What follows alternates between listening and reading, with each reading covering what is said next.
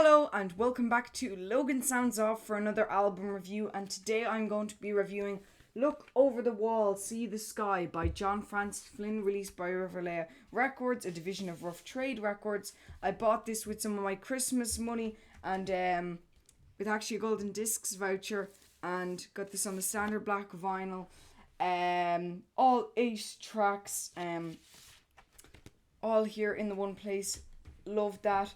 I actually got to interview John, and he was a really, really interesting guest, and I love speaking to him about this and much more. About this album specifically, though, we spoke a little bit. So if you want to check out the interview, please do. It's down in the description, so go. I would advise listen to the album, listen to the review, and then listen to the interviews. Then you get everything in the one place. Kind of everything connects up. It's really, really cool to listen to John's take on it as well, and his own music. So before we get into the track list, I just want to say, if you do watch me usually on YouTube, please do subscribe. If you like the video, please do like it and consider subscribing. Please do share it to your social media pages if you have them, or to your friends, and also please do comment if you have any thoughts. Also, please follow me if you're on a podcasting platform. Check out my social media and my website, which will be linked down below, www.logansoundsoff.com.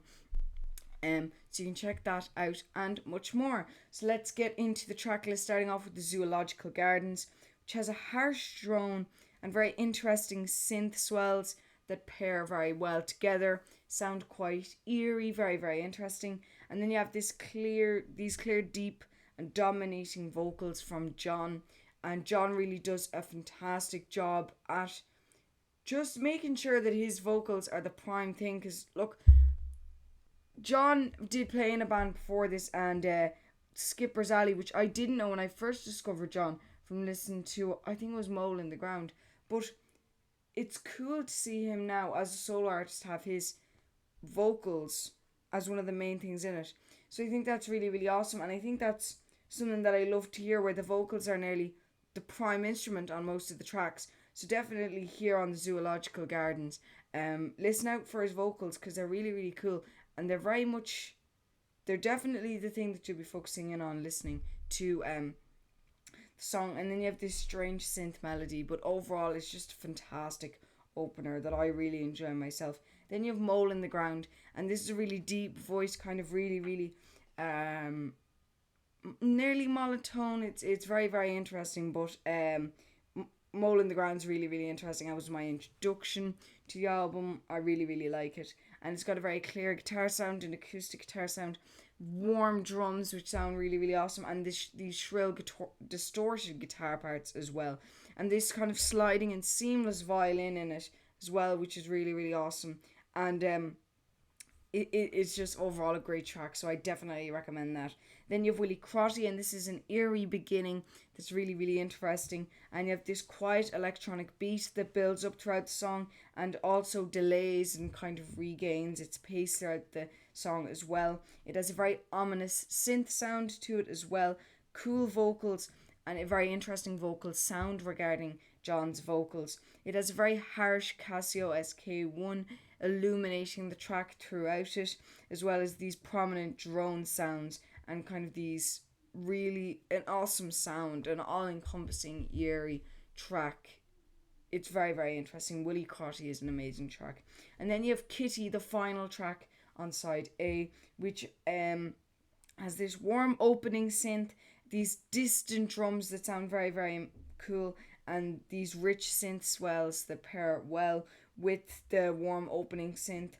Very slow vocals from John, which really add to the raw emotion that's represented by the encapturing violin, and beautiful swelling finish of this track as well, and beautiful reverb on the vocals as well, which I really, really enjoyed. And then next, after Kitty, we have on side B, The Seasons, and this is beautiful, vast guitars that I love, and this rich bass in it as well, and a subtle brass kind of section to it as well, and very clear vocals then on this track. So this is a very interesting track and a good introduction to side B.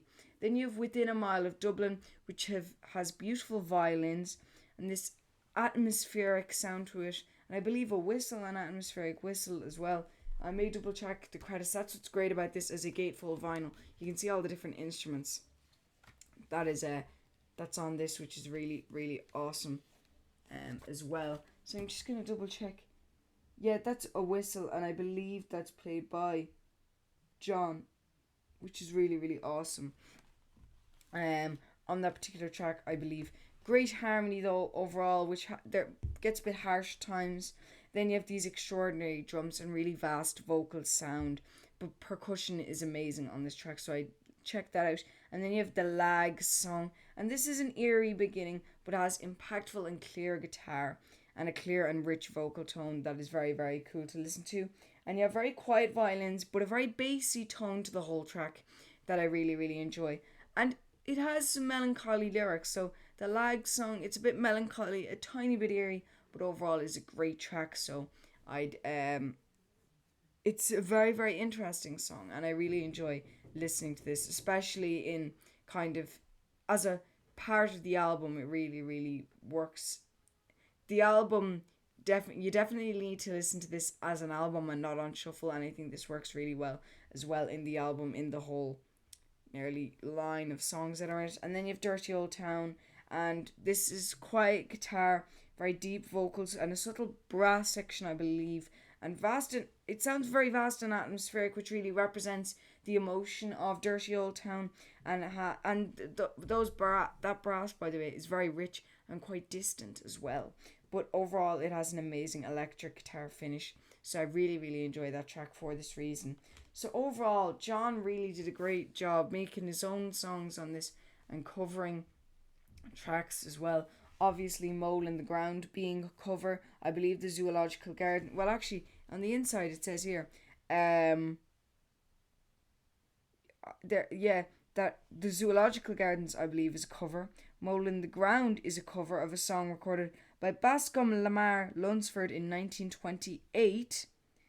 As well, Kitty obviously is a cover, and Dirty Old Town is a cover. So there's a couple of different covers on this album, but overall it's a fantastic record.